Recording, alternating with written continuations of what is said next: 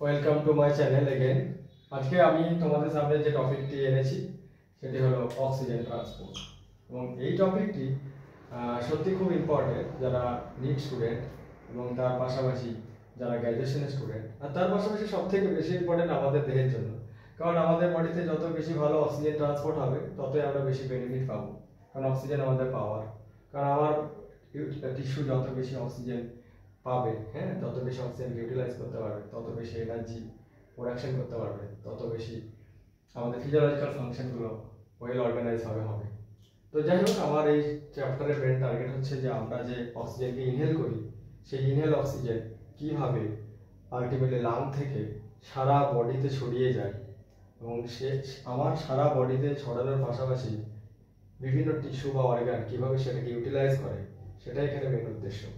এখানে ক্লিয়ারলি দেখুন, ক্লিয়ারলি লেখা আছে ইনহেলেশন, অর্থাৎ আমরা কি করছি, এটা ইনহেলেশন। অর্থাৎ যখন ইনহেল করি তখন আমাদের এয়ার সোজা চলে যায় লাংয়ের মধ্যে, লাংয়ের মধ্যে এয়ার চলে গেল। লাংয়ের মধ্যে যখন এয়ার গেল তো লাং এয়ারটাকে নিয়ে করবে কি, ও তো চাইবেই যে এই এয়ারটা বা অক্সিজেনটা সারা বডিতে চলে যাবে, কিন্তু সারা বডিতে তো এমনি যাবে না, সেটাকে হার্টে নিয়ে যেতে হবে। তার জন্য লাংয়ের কাছে ক্যাপিলারি থাকে, সেই ক্যাপিলারির মধ্যে রক্ত থাকে, ব্লাড থাকে। অর্থাৎ কি হয়, লাংয়ের মধ্যে যেহেতু আমি ইনহেল করলাম, তার মানে লাংয়ের মধ্যে অক্সিজেনের প্রেশার বাড়লো, আর লাংয়ের চারিপাশে মানে অ্যালভিওলার চারিপাশে যে ক্যাপিলারি আছে সেখানে অক্সিজেনের প্রেশার কম্পারেটিভলি কম, তো ডিফিউজ আউট হবে। অর্থাৎ অক্সিজেন কি হবে, লাং থেকে সোজা চলে যাবে পালমোনারি ক্যাপিলারি ব্লাডে। আর পালমোনারি ক্যাপিলারি ব্লাডের মধ্যে আমরা জানি আরবিসি, ডব্লিউবিসি, প্লেটলেট, তার সঙ্গে প্লাজমা সবই থাকবে, কিন্তু অক্সিজেনগুলো বেসিক্যালি আরবিসির মধ্যে যাবে, এবং আরবিসির মধ্যে যাওয়ার পরে কি হবে, অক্সিজেনগুলো হিমোগ্লোবিনের সাথে বাইন্ড করে, কারণ হিমোগ্লোবিনে অক্সিজেনগুলোকে কি করবে, বাইন্ড করবে এবং অক্সিজেনগুলোকে ট্রান্সপোর্ট করতে হেল্প করবে।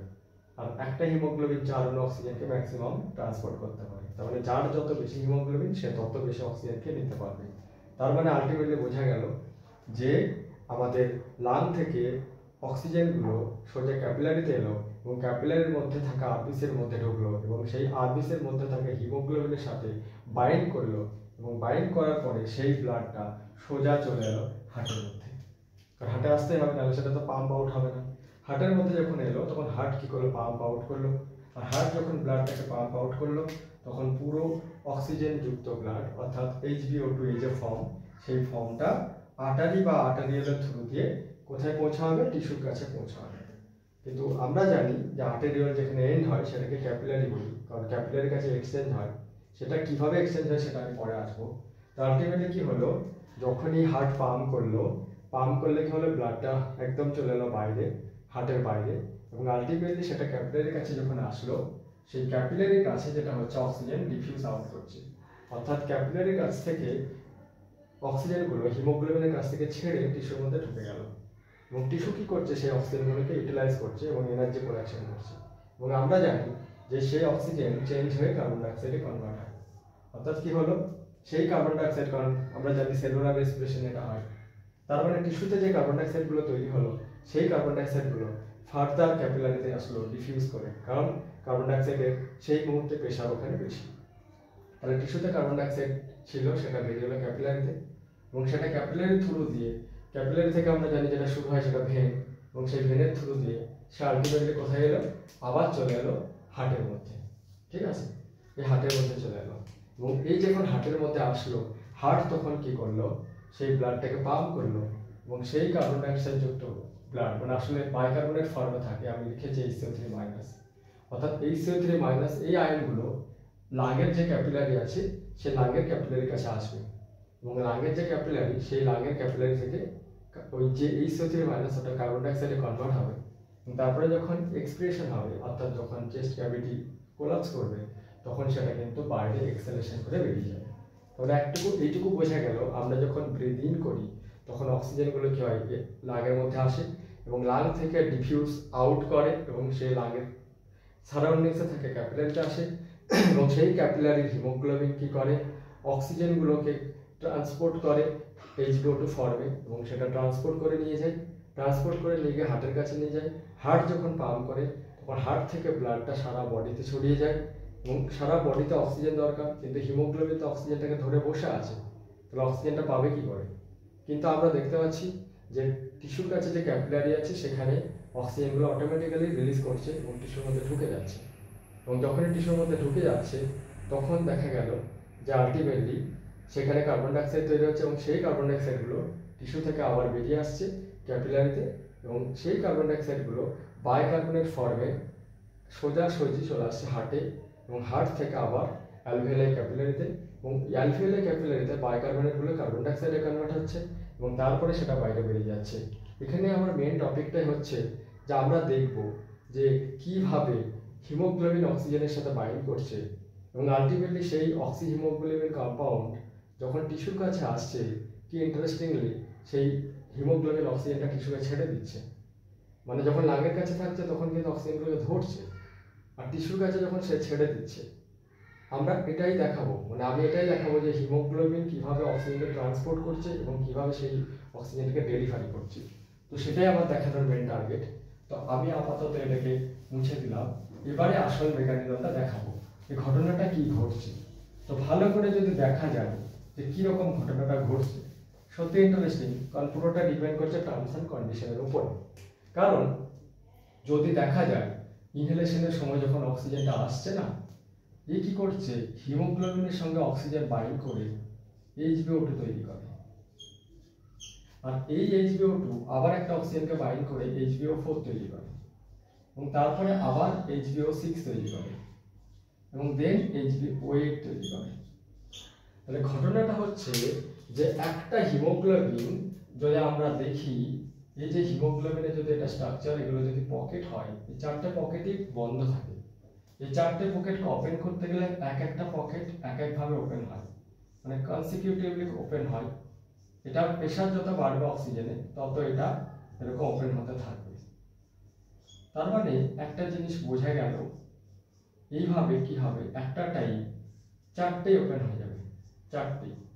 আর চারটে মানে চারটেই যখন অক্সিজেন বাইন্ডিং সাইট ওপেন হয়ে যাবে, তার মানে সেই হিমোগ্লোবিনের সব থেকে মানে অক্সিজেন ট্রান্সপোর্ট করার ক্ষমতা হাইয়েস্ট। ওই জন্য আমরা এটাকে একটা গ্রাফে প্লট করতে পারি, এবং এই গ্রাফটা বেসিক্যালি সিগময়েড নেচার হয়।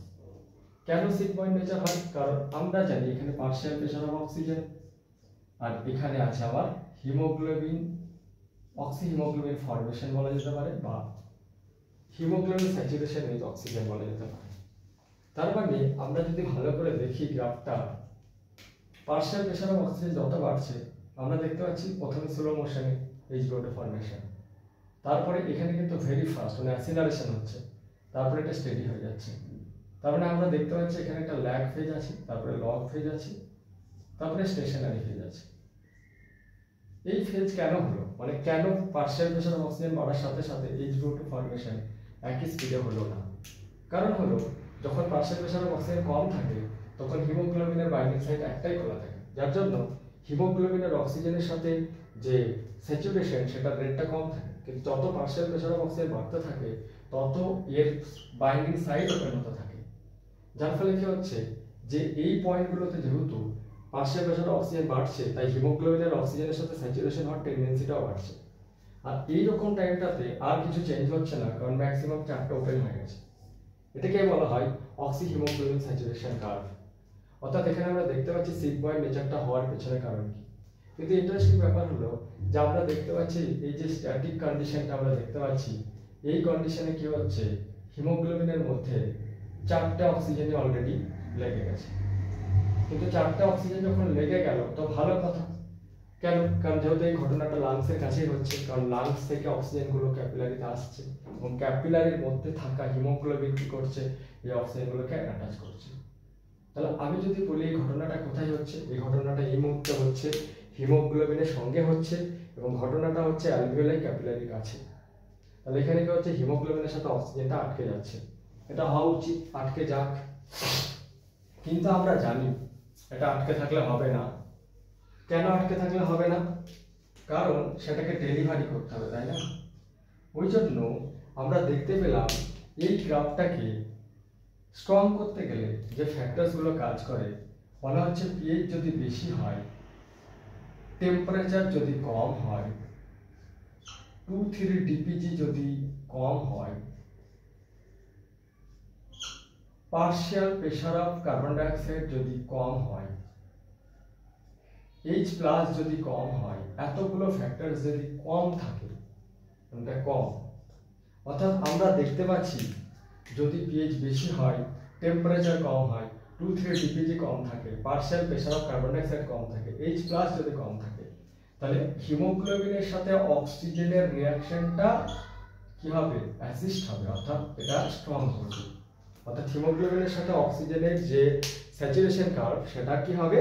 প্রমোটস করবে। মানে এরা সবাই চায় হিমোগ্লোবিনের সাথে অক্সিজেনের বাইন্ডিং হোক, এটাকে বলে লোডিং, মানে ও লাংসের কাছে এটা লোড করলো, মানে লাংসের ক্যাপিলারির কাছে এই কন্ডিশনটা আমরা পাই, যার ফলে কি হয়? হিমোগ্লোবিন সহজেই অক্সিজেনকে লোডিং করতে পারে। এটাকে এই যে লোডিং ব্যাপারটা আমরা চাইবো এটা আনলোড হয়ে যাক টিস্যুতে, অর্থাৎ আমরা যখন টিস্যুতে যাব, টিস্যু লেভেলে যাব, টিস্যুর কাছে যাব, তখন কিন্তু আমরা চাইবো HbO2 এই যে যৌগটা আছে এটা ভাঙন ধরুক, অর্থাৎ এটা থেকে Hbটা বেরিয়ে আসুক, অক্সিজেনটাও বেরিয়ে যাক। যদি অক্সিজেন বেরিয়ে যায় তাহলে সেই অক্সিজেনটা সহজেই কিন্তু টিস্যুতে যেতে পারবে, কারণ হিমোগ্লোবিনের সাথে আটকে থাকলে তো আর সেটা ডিফিউজ আউট করতে পারবে না। ওই জন্য আমরা যদি দেখি গ্রাফটা, এই গ্রাফটাকে আমরা বলি অক্সিজেন স্যাচুরেশন গ্রাফ। কিন্তু এই গ্রাফটা যদি কোনোভাবে রাইট সাইডে শিফট করে যায়, রাইট সাইডে শিফট করা মানে আমি আগেই বলছি HbO2 মানে HbO2 ফর্মেশন এটা, আর এটা হচ্ছে পার্শিয়াল প্রেসার অফ অক্সিজেন। এটা হচ্ছে অক্সিজেন স্যাচুরেশন গ্রাফ, এটা হচ্ছে ডিস্যাচুরেশন গ্রাফ মানে ডিসোসিয়েশন গ্রাফ। অর্থাৎ গ্রাফটা রাইট সাইডে শিফট করা মানে হিমোগ্লোবিন অক্সিজেনকে আনলোড করে দিচ্ছে। তার মানে এখানে যদি কোনোভাবে পিএইচ কম থাকে, H+ বেশি থাকে, তার সাথে partial pressure of carbon dioxide বেশি থাকে, তার সাথে যদি টেম্পারেচার বেশি থাকে, তার সাথে যদি 2-3 ডিপিজি বেশি থাকে, তাহলে কিন্তু এইগুলো যদি বেশি থাকে, তাহলে কিন্তু এই কন্ডিশন আপনার HbO2 যে যৌগটা, সেই যৌগটাকে ভেঙে Hb আর O2 তৈরি হবে। ইন্টারেস্টিং ব্যাপার হলো এই কন্ডিশনটা আপনি টিস্যু লেভেলেই পাবেন, অর্থাৎ টিস্যু লেভেলে আপনি ওইরকম কন্ডিশন পাচ্ছেন বলেই কিন্তু হিমোগ্লোবিন অক্সিজেনকে ছেড়ে দিচ্ছে আর টিস্যু পেয়ে যাচ্ছে। আর ইন্টারেস্টিংলি লাংয়ের কাছে এই কন্ডিশনটা পাচ্ছি বলেই লাংয়ের ক্ষেত্রে ওখানে গিয়ে অক্সিজেনগুলো কেউ কি করছে? লোডিং করছে। তাহলে লোডিং হওয়ার কন্ডিশনটা অ্যালভেওলার কাছে, আনলোডিং হওয়ার কন্ডিশনটা টিস্যুর কাছে। কারণ আপনারা জানেন যে টিস্যুর কাছে কিন্তু পিএইচ কম থাকে, টিস্যুর কাছে H+ বেশি থাকে, টিস্যু লেভেলে কার্বন ডাইঅক্সাইড লেভেলটা এমনিতেই পার্শিয়াল প্রেসার বেশি থাকে। টিস্যুর কাছে যখন আমি মাসেল এক্সারসাইজ করছি, হিট জেনারেট করছে, তাহলে আমার কাছে যত বেশি হিট জেনারেট করবে, আমি যখন ওয়ার্ম আপ করছি আমার মাসেলে বেশি হিট জেনারেট করছে, আর যত বেশি হিট জেনারেট করবে আমার সারাউন্ডিংস, মাসেলের সারাউন্ডিংসে যে ব্লাড আছে সেই ব্লাডের হিমোগ্লোবিনে যে অক্সিজেনগুলো আছে অটোমেটিক্যালি রিলিজ করবে এবং মাসেলকে প্রোভাইড করবে। মানে একটা জিনিস বোঝা গেল যে আমরা যত বেশি ওয়ার্ম আপ করবো, এক্সারসাইজ করবো, আমার মাসেলের মধ্যে যত টেম্পারেচার তৈরি মানে হিট জেনারেট করবে, তারপরে তত অক্সিজেন বেশি বেশি করে ডেলিভারি হবে টিস্যুতে। আর 2-3 ডিপিজি কনসেপ্টটা আমি পরে আসছি। 2-3 ডিপিজি হচ্ছে এমন একটা প্রোডাক্ট যেটা নর্মালি কি করছে? হিমোগ্লোবিনের সাথে অক্সিজেনের বাইন্ডিং যে অ্যাফিনিটি সেটা কমিয়ে দিচ্ছে, যার ফলে সেটা অক্সিজেন রিলিজ করছে। এই হচ্ছে টোটাল ফান্ডা। তাহলে আমি মোটামুটি আশা করি বোঝাতে পারলাম যে কিভাবে অক্সিজেন লোডিং হচ্ছে আর কিভাবে আনলোডিং হচ্ছে। তাহলে এইগুলো লোডিং করতে হেল্প করছে, বারবারই বলছি, অক্সিজেন লোডিং। আর অক্সিজেন লোডিং মানে হচ্ছে সেটা পালমোনারি ক্যাপিলারি কাছে, আর অক্সিজেন আনলোডিং মানে হচ্ছে টিস্যু ক্যাপিলারি কাছে। এগুলো হচ্ছে অক্সিজেন আনলোডিং। এবারে আমি যে ব্যাপারটা বলবো, অর্থাৎ আমরা যদি এই ঘটনাটা পুরোটা যাই, আমি একটু ভালো করে দেখিয়ে দিচ্ছি ঘটনাটা যদি আমরা ভালো করে দেখি যে কতগুলো ইফেক্ট এখানে কাজ করে, যারা নিট স্টুডেন্ট বা যারা গ্র্যাজুয়েশন স্টুডেন্ট তাদের জন্য বেশ আমি বলে দিচ্ছি একটা কথা। আমি একটা আরবিসি ছবি আঁকছি, এটা হচ্ছে আরবিসি, এবং এটা ধরে নাও তোমরা টিস্যু লেভেলে আছে এই আরবিসিটা। তা টিস্যু লেভেলে যদি হয়, এটা আমি টিস্যু লেভেলের ক্যাপিলারিতে আছে বলছি, টিস্যু লেভেল ক্যাপিলারি মানে টিস্যুর কাছে ক্যাপিলারিতে আছে।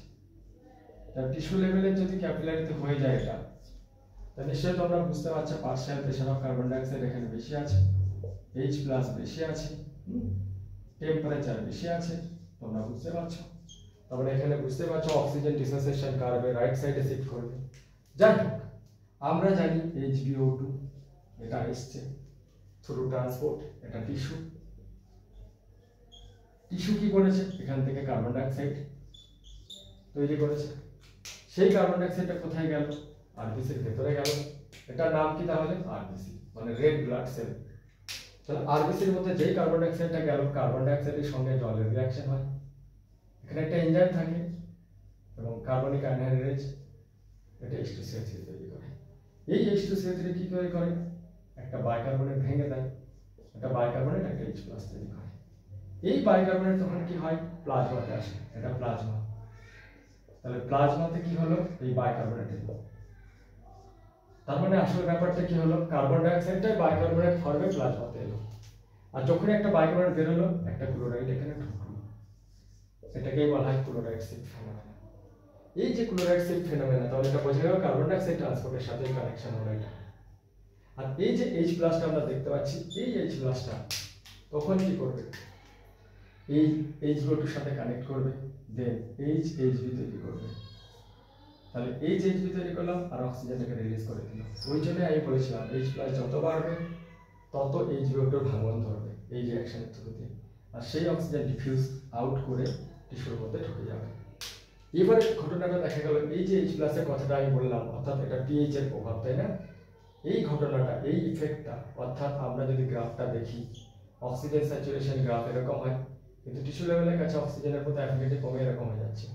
pH এর প্রভাব, অর্থাৎ যদি pH বেড়ে যায় আমরা দেখতে পাচ্ছি, তাহলে pH যদি কমে যায়, মানে pH যদি কমে যায়, আমি এখানে গ্রাফটা এইভাবে দেখাতে পারবো না, মানে এখানে এইরকম করে দেখাতে পারি যে pH যদি কমে যায় তাহলে গ্রাফটা লেফট রাইট সাইডে শিফট করছে, এটাকে বলা হয় Bohr effect. Bohr effect, Bohr effect. তার মানে আমরা এটা বুঝতে পারছি এটা অক্সিজেন ট্রান্সপোর্টের সাথে কানেক্টেড। কিন্তু ঘটনাটা হলো আমরা তো টিস্যু লেভেলে বোঝাচ্ছি, তাই না? কিন্তু এই যে বাইকার্বনেট, এটা তো আর বাইকার্বনেট ফর্মে তো প্লাজমা দিয়ে কার্বন ডাইঅক্সাইড ট্রান্সপোর্ট হচ্ছে, কিন্তু এটাই মানে লাংয়ের কাছে যখন যাবে কি ঘটবে, এটা তো ক্লোরাইড শিফট ফেনোমেনা বলেও দিলাম। এবারে সবথেকে ইন্টারেস্টিং ম্যাটার হলো যখন এটা লাংয়ের ক্যাপিলারিতে যাবে, কারণ আমরা জানি অ্যালভেওলার কাছে গিয়ে কার্বন ডাইঅক্সাইডকেই দিতে হবে, কিন্তু অর্থাৎ যখন আরবিসিতে এরকম আছে, ভালো কথা, এবং আমরা জানি এখানে বাইকার্বনেট ছিল, কারণ এটা বেরোচ্ছিল আমরা জানি, তাহলে বাইকার্বনেট প্লাজমাতে প্রচুর আছে, এটাও আমরা জানি। কিন্তু এটা এই মুহূর্তে আমি কি বলছি, লাংয়ের কাছে, আগেরটা কিন্তু ক্যাপিলারি টিস্যুর কাছে ছিল। টিস্যু মানে লাং নয় বল কথা, মানে লাং ছাড়া আদার টিস্যু। তাহলে এই যে বাইকার্বনেট, এটা কি হলো, ঢুকলো। বাইকার্বনেট যদি আরবিসির মধ্যে ঢোকে, এটা ডাইপ্রোটোনাইক অ্যাসিড H+, মানে ওখানে OH- আর এখানে CO2 বেরিয়ে এলো। এই যে CO2টা ভালো করে বুঝতে হবে, একটা যখন বাইকার্বনেট ঢুকলো, একটা ক্লোরাইড বেরিয়ে গেল, এটা আগের রিভার্স ক্লোরাইড, মানে রিভার্স হলো, রিভার্স ক্লোরাইড শিফট বলা হলো, রিভার্স ক্লোরাইড শিফট। তার মানে একটা জিনিস বোঝা গেল, এই কার্বন ডাইঅক্সাইড যে বেশি বেশি এবার চলে এলো, এটা ডিফিউজ আউট করলো, প্লাজমাতে এলো। এই কার্বন ডাইঅক্সাইড সরাসরি চলে গেল লাংয়ের মধ্যে, লাং তখন ইনহেলেশন করলো।